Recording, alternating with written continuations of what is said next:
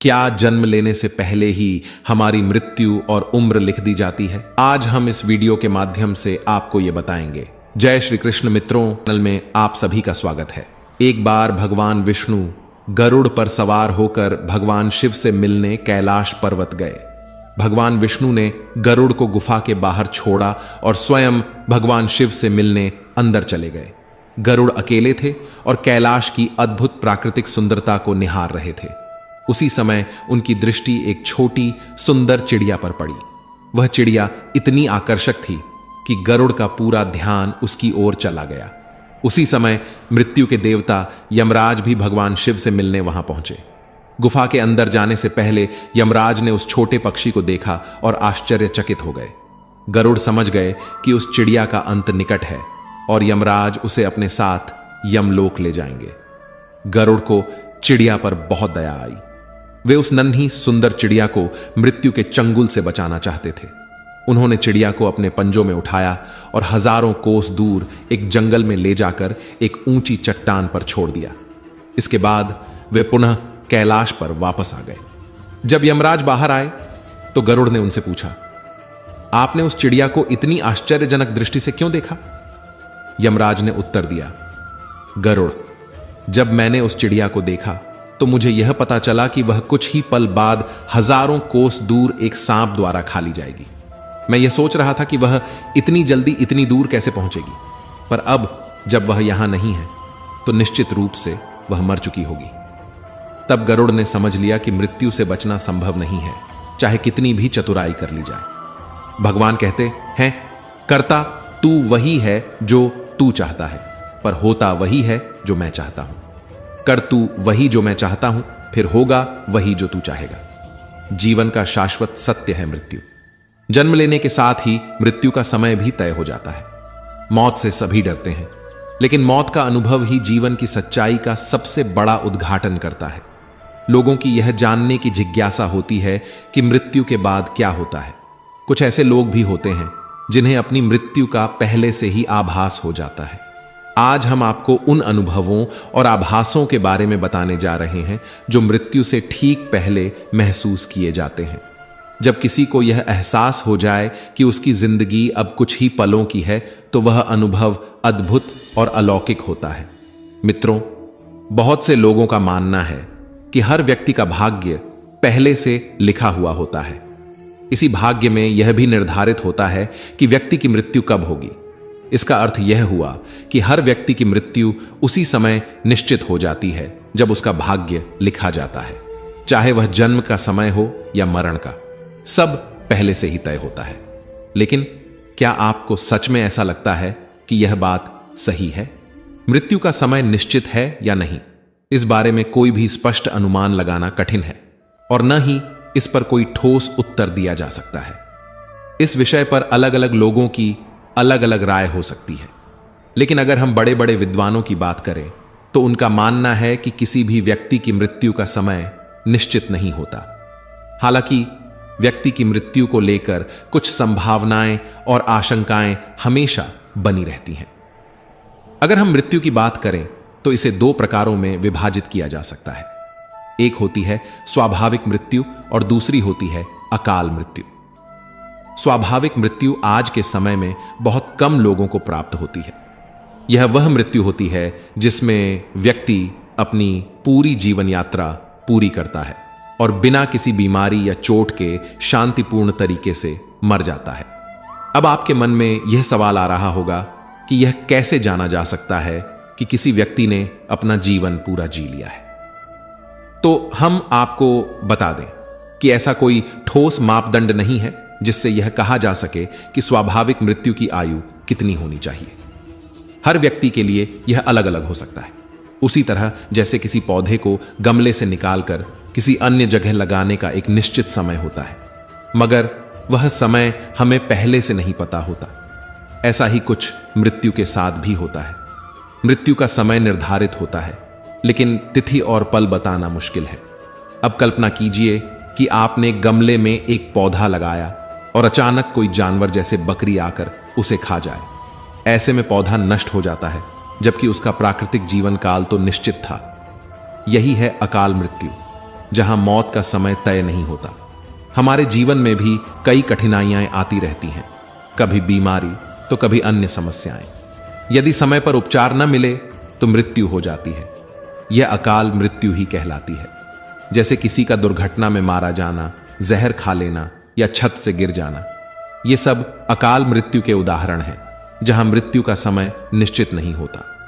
हालांकि हमारी कुंडली में कई संकेत होते हैं जो हमें कुछ खतरों से सावधान रहने की चेतावनी देते हैं, लेकिन कुंडली में भी मृत्यु का सटीक समय नहीं बताया जा सकता। हमने अक्सर सुना है कि आत्माएं भटकती हैं, विशेष रूप से कम उम्र के लोगों की आत्माएं। इसका कारण यह है कि वे अपना जीवन अधूरा छोड़कर चले जाते हैं, उनकी इच्छाएं अधूरी रह जाती हैं और इसलिए वे मोक्ष प्राप्त नहीं कर पाते। जब उनका समय पूरा हो जाता है तब वे मुक्ति प्राप्त करते हैं और पुनः जन्म लेते हैं। यह सब इस बात को दर्शाता है कि अकाल मृत्यु का कोई निश्चित समय नहीं होता। श्री कृष्ण स्वयं कहते हैं कि होनी को कोई टाल नहीं सकता। भाग्य में जो लिखा है वही होता है, चाहे हम कितनी भी कोशिश कर लें। भगवान श्री कृष्ण और प्रभु श्री राम के जीवन में भी कई कठिनाइयां आईं। वे स्वयं भगवान थे, फिर भी उन्होंने मनुष्यों के रूप में जन्म लेकर सभी कष्टों का सामना किया और अपने कर्मों के द्वारा उन्हें दूर किया। अगर भगवान श्री राम का जीवन कष्टों से न भरा होता तो वे हमें क्या सिखाते। भगवान श्री राम ने हमें यह सिखाया है कि जब स्वयं इस ब्रह्मांड के सृष्टा भगवान इतने कष्ट सहन कर सकते हैं तो हम मनुष्यों को भी धैर्य और सहनशीलता से अपने जीवन की कठिनाइयों का सामना करना चाहिए। अगर भगवान राम चाहते तो अपने जीवन की सभी कठिनाइयों को पहले ही समाप्त कर सकते थे, लेकिन उन्होंने ऐसा नहीं किया। उन्होंने धैर्य, विवेक और साहस से हर कठिनाई का सामना किया। उन्होंने हमें सिखाया कि कैसे धैर्य, गरिमा, आदर, सहनशीलता, प्रेम और सत्य के मार्ग पर चलते हुए जीवन में संघर्ष करना चाहिए। जो व्यक्ति सत्य के मार्ग पर चलता है उसे परेशानियां झेलनी पड़ती हैं। श्री राम ने भगवान होते हुए भी अपने पिता दशरथ के आदेश का पालन कर 14 वर्षों का वनवास स्वीकार किया। यह उन्होंने इसलिए किया ताकि हमें यह सिखा सकें कि माता पिता का सम्मान और उनकी आज्ञा का पालन करना ही सच्चा धर्म है।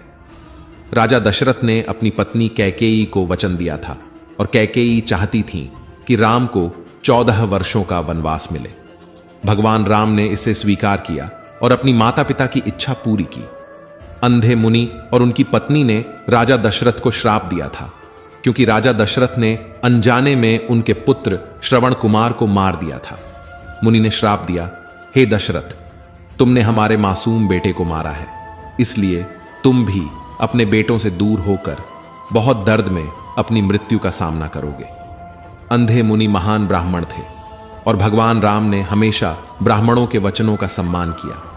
अगर राम वनवास नहीं जाते तो मुनि का श्राप असत्य हो जाता। इसी कारण राम ने वनवास को स्वीकार किया। शबरी वर्षों से भगवान राम के दर्शन के लिए प्रतीक्षा कर रही थी ताकि वह उनके चरणों में अपना जीवन त्याग सके। हनुमान अपने प्रिय प्रभु राम को गले लगाने की प्रतीक्षा में थे। राजा सुग्रीव भी प्रतीक्षा कर रहे थे कि भगवान राम आएं और उनके शत्रु बाली को मारकर उन्हें उनका राज्य वापस दिलाएं। आर्षि अत्रि, भारद्वाज, अगस्त्य और कई अन्य आर्षि भगवान राम के दर्शन के लिए जंगल में प्रतीक्षा कर रहे थे। समुद्र देव भी भगवान राम के उनके ऊपर से पार जाने की प्रतीक्षा कर रहे थे। भगवान श्री राम के जीवन से जितनी सीख ली जाए वह हमेशा कम ही लगेगी। उनके जीवन से हमें यह समझ में आता है कि विधि का विधान कोई भी नहीं बदल सकता। श्री कृष्ण ने हमें दिखाया कि जीवन कैसा होना चाहिए और किस प्रकार योग एवं संतुलन को बनाए रखना चाहिए। वे पूर्ण रूप से दिव्य थे, लेकिन उन्होंने हमें यह दिखाया कि मनुष्य के रूप में कैसे प्रयास करना चाहिए। उन्होंने कई दिव्य कार्य किए, लेकिन कभी भी किसी आम व्यक्ति को यह महसूस नहीं होने दिया कि वे स्वर्ग में रहने वाले कोई अज्ञात भगवान हैं। श्री कृष्ण ने अपने जीवन का अधिकांश समय साधारण लोगों और जीवों के साथ बिताया। उन्होंने गांव के जीवन का आनंद लिया और पशु पक्षियों के साथ मित्रता की। उन्होंने हर वर्ग के लोगों के साथ समान व्यवहार किया। राधा के साथ उनका प्रेम भी अत्यंत गहरा था और मीरा तो बचपन से ही श्री कृष्ण की भक्ति में रम गई थी। उन्होंने कृष्ण को अपना पति मान लिया और कृष्ण भक्ति के ऐसे गीत गाए जो आज भी प्रसिद्ध हैं। कुरुक्षेत्र के युद्ध में श्री कृष्ण ने अर्जुन को गीता का उपदेश दिया, जिसमें उन्होंने बताया कि कर्म ही मनुष्य का सबसे बड़ा धर्म है। श्री कृष्ण ने अर्जुन को सिखाया कि हमें फल की चिंता किए बिना केवल कर्म करना चाहिए। परिणाम चाहे जो हो वह भगवान पर छोड़ देना चाहिए, क्योंकि जो होना है वही होगा। यह समझना ही विधि का विधान है।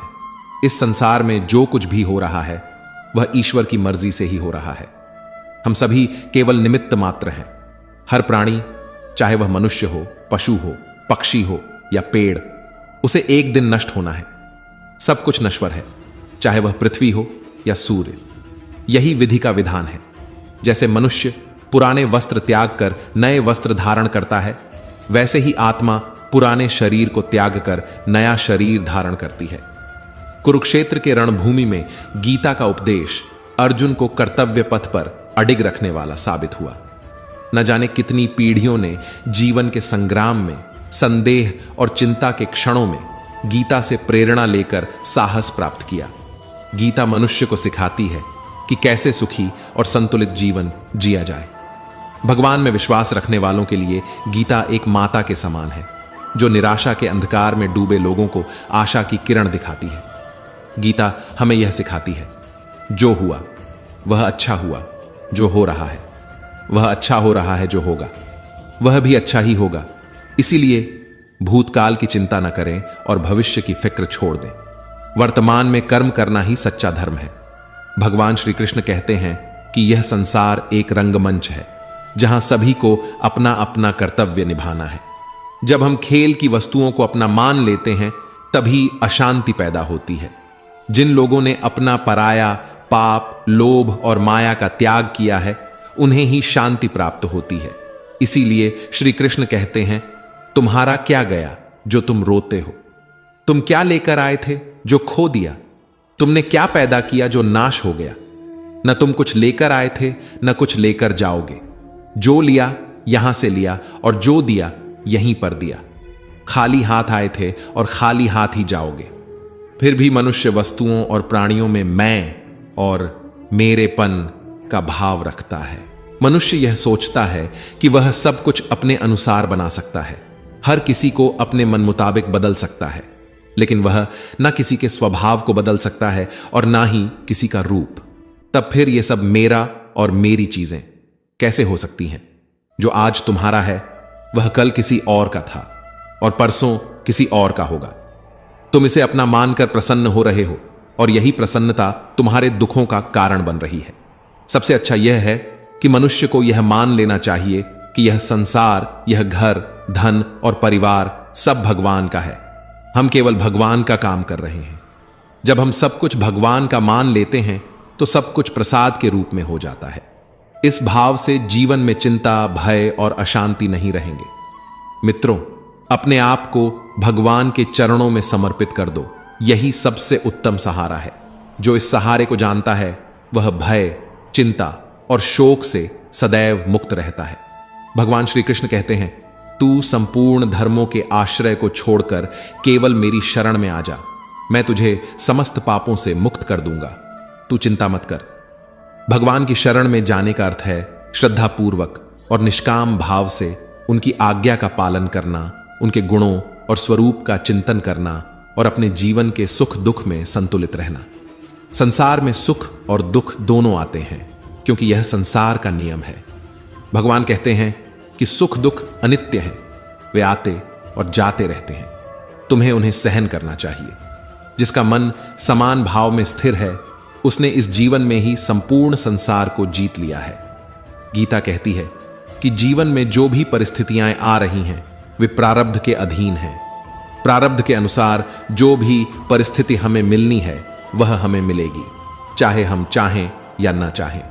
प्रतिकूल परिस्थितियां भी अपने समय पर आती हैं और अनुकूल परिस्थितियां भी अपने समय पर। इसलिए हमें निष्काम भाव से केवल अपना कर्तव्य करना चाहिए।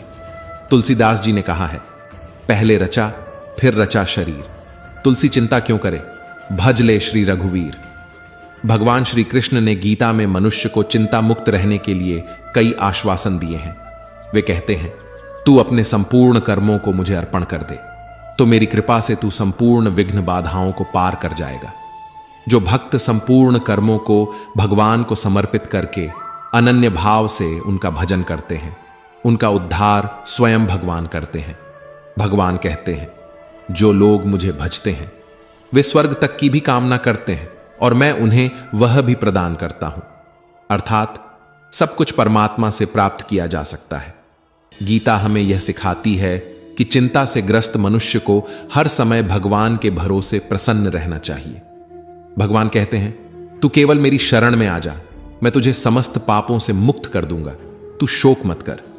भगवान ही सच्ची शांति के स्रोत हैं और केवल उन्हीं की शरण में जाकर परम शांति प्राप्त की जा सकती है। धन, वैभव या विद्या से शांति नहीं मिल सकती, वह केवल भगवान की शरण में जाने से ही मिलती है। इस धरती पर भगवान में भक्ति करना एक महान भाव है जो वैकुंठ और ब्रह्मलोक में भी नहीं मिलता। जो प्राणी पुण्य के बल पर स्वर्ग प्राप्त कर लेते हैं, वे पुण्य समाप्त होने पर वापस जन्म मृत्यु के चक्र में लौट आते हैं।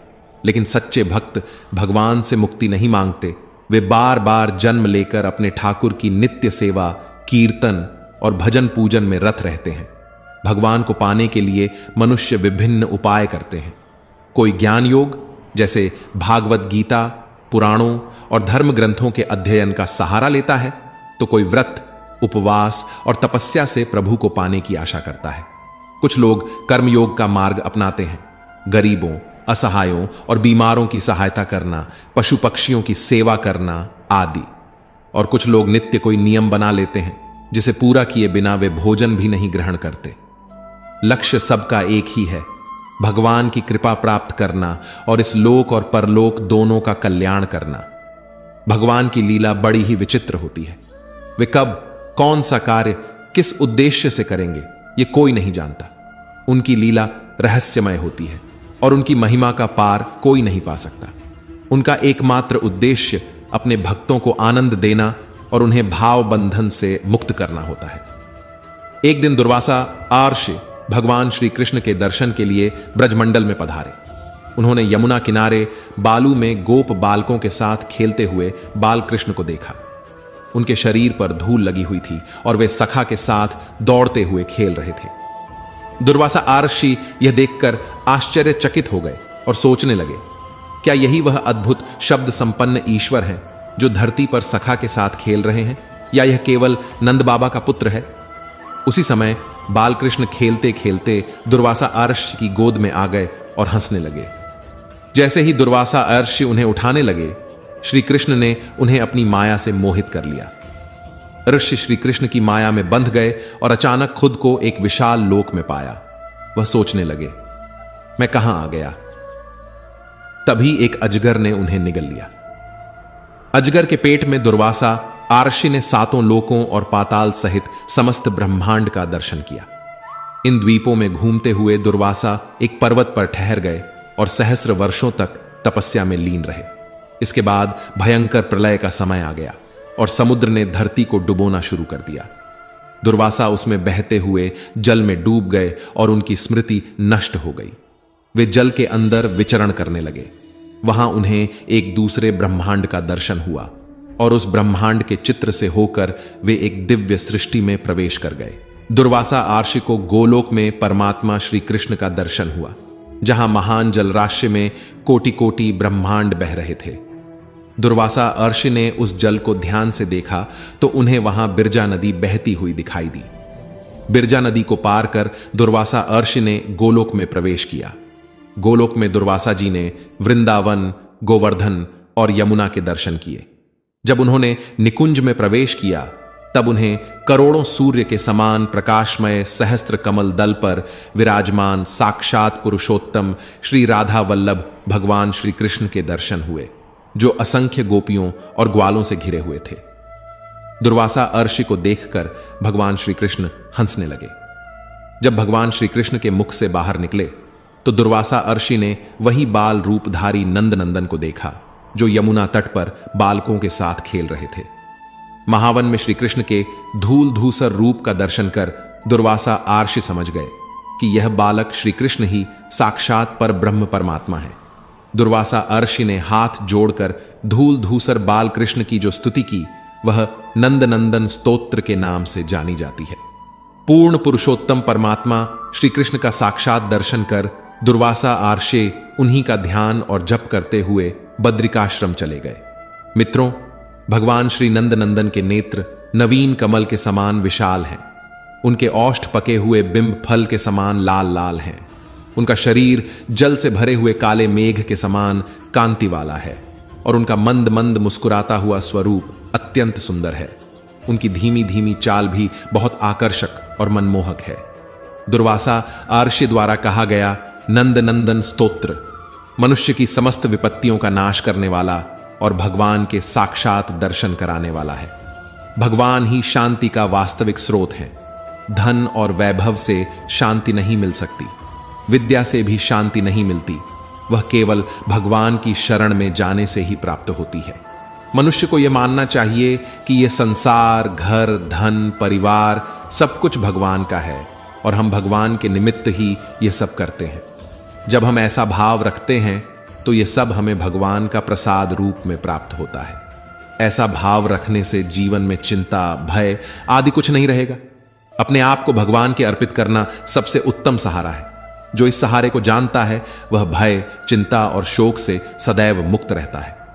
भगवान की शरण में जाने का अर्थ है श्रद्धा और निष्काम भाव से उनकी आज्ञा का पालन करना, उनके गुण और स्वरूप का चिंतन करना और हमारे कर्मों के अनुसार जो सुख दुख प्राप्त हो उसमें समता बनाए रखना। माता के दूध और पिता द्वारा कमाए गए धन से बालक का पालन पोषण होता है। माता पिता ही बच्चे को शिक्षा और संस्कार देते हैं। माता पिता अपने बच्चे की हर प्रकार से रक्षा करते हुए उसे बड़ा करते हैं।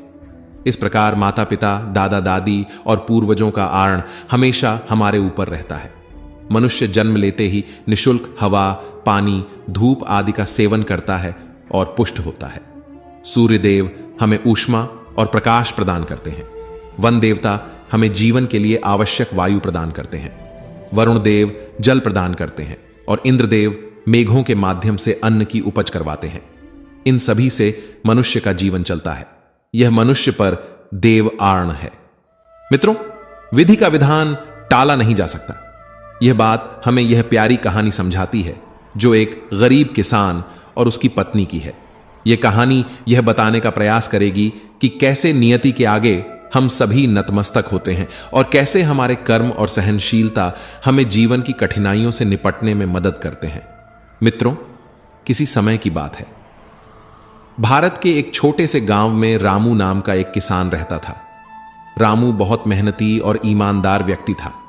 उसके पास एक छोटा सा खेत था जिसमें वह अपनी पत्नी सीता के साथ मिलकर काम करता था।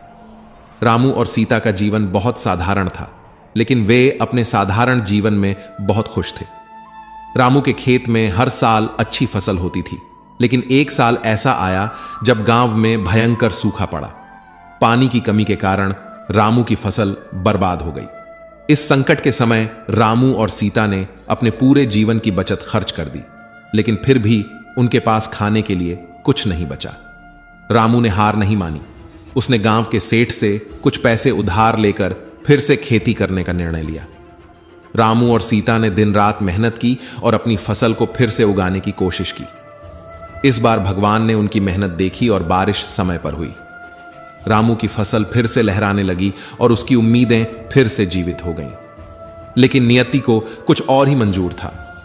फसल की कटाई से कुछ ही दिन पहले एक तूफान आया और रामू की सारी फसल बर्बाद हो गई।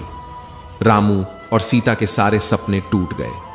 रामू ने सेठ से लिया हुआ कर्ज भी नहीं चुका पाया और उसे अपनी जमीन गिरवी रखनी पड़ी। रामू और सीता ने इस कठिनाई का सामना करने का निर्णय लिया। वे दूसरे गांव जाकर मजदूरी करने लगे। सीता ने घर घर जाकर काम करना शुरू किया, जबकि रामू ने निर्माण स्थलों पर काम करना शुरू किया। उनकी कड़ी मेहनत और सहनशीलता ने उन्हें अपने पैरों पर खड़ा होने में मदद की। कुछ साल बाद रामू और सीता ने थोड़ी थोड़ी बचत कर फिर से एक छोटा सा खेत खरीदा। इस बार उन्होंने आधुनिक कृषि तकनीकों का उपयोग किया और अपनी मेहनत से फिर से सफल हुए।